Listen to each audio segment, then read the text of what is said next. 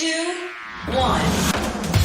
7 things you probably didn't know you need to know. I'm Jamie East, and this is the Smart 7. Good morning, everybody. It's Monday the 24th of January and it's National Compliment Day.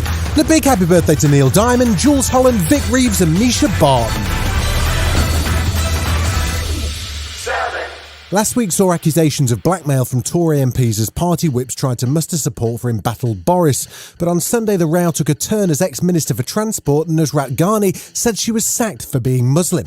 She had been the first female Muslim minister to speak in the Commons, and Deputy Prime Minister Dominic Raab says the accusations will be taken seriously. I've looked at that allegation, seen what she said. It is incredibly serious. Let me just be clear at the outset. We have absolute zero tolerance for any discrimination and any Islamophobia in the Conservative Party. Number 10 says that Boris met with Ms Ghani and suggested she start a formal complaint via the Tory party official process. She, however, felt that was not appropriate as this was a government matter.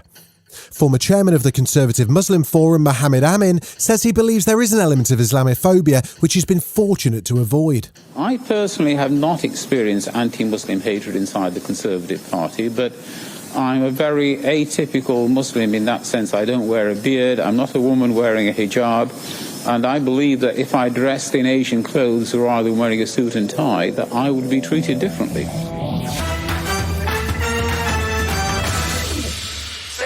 The UK stepped into the middle of the tension between Ukraine and Russia over the weekend, accusing President Putin of plotting to install a pro-Russian government in Kiev. Foreign Secretary Liz Truss called on Russia to de-escalate, and Ukrainian ambassador to the UK, Vadim Pistarko, says this isn't the first time Russia's tried these kind of dirty tricks. It's not the first time they're trying to do so, historically, and even in recent times. But he says the Ukrainians are ready for a potential war and will fight for their country. We have nowhere to go. I mean, we corner it in our own biggest land in Europe, but still that's enough. We will fight to death, unfortunately. So many people of our nation will probably die, but we will try to get to that world as many Russians as they come. The US has now instructed families of US embassy staff to leave Kiev, and Labour's Shadow Attorney General Emily Thornberry says a unified response from Britain and the Ukraine's allies is critical. We have to play our part as the opposition, also in making sure that in Britain we stand unified against this threat, because in the end, Putin will take advantage of any disunity and any weakness that we show. The January 6th committee continues to investigate events around the Capitol riot and attempts to overturn the 2020 presidential election. Committee Chairman Liam Thompson says they've uncovered a draft executive order directing the military to take control of voting machines. Well, we have information that between the Department of Justice, a plan was put forth to potentially seize voting machines in the country and utilize Department of Defense assets to make that happen. The committee's now requested that Ivanka Trump testify, prompting complaints from Donald that they're going after children. Ivanka's 40. Also, his former lawyer, Michael Cohen, says Donald already has a preference as to which child should go to jail. And Donald said it to me. If one or the other have to go to prison, make sure that it's Don, because Don would be able to handle it.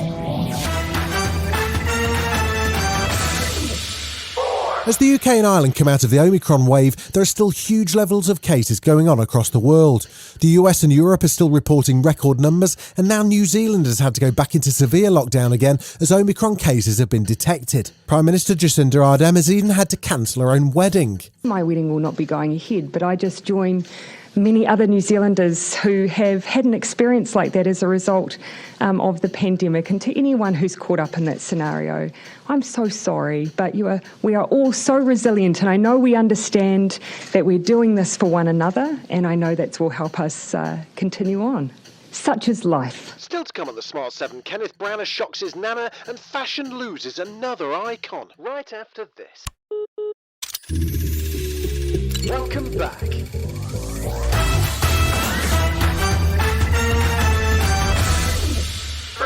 It was a busy weekend of Premier League action, with Marcus Rashford scoring for Man United to win 1-0 at West Ham, Man City dropping points as they drew with Southampton, Liverpool winning at Crystal Palace, while Arsenal played out a goalless draw with Burnley. Chelsea and Spurs faced each other in a London derby, with Thomas Tuchel's Blues winning 2-0 to bring a 9-game unbeaten run to an end for Spurs manager Antonio Conte. He sounds concerned that the gap between Spurs and top teams is now too great. I'm proud for the effort that my players try to do everything. It's not enough, especially when you play against a team like this. I think that now there is a big difference between us and the top team. Sir Kenneth Branagh popped up on Graham Norton's show on Friday night. His new biopic Belfast hit cinemas this weekend and it's been getting great reviews and award nominations. He was looking back on some of his career highlights, one of which included a somewhat awkward theatre role as a naked St Francis of Assisi in front of his dear grandmother. I am born again. They're listening, you could hear a pin drop, and then I hear from the back of the auditorium a voice say, "I've seen more meat on a dirty fork." Not very helpful. And then my granny, she stands up, she turns round, she holds up the opera glasses and says, "Use your binoculars, it looks like a bloody hot dog."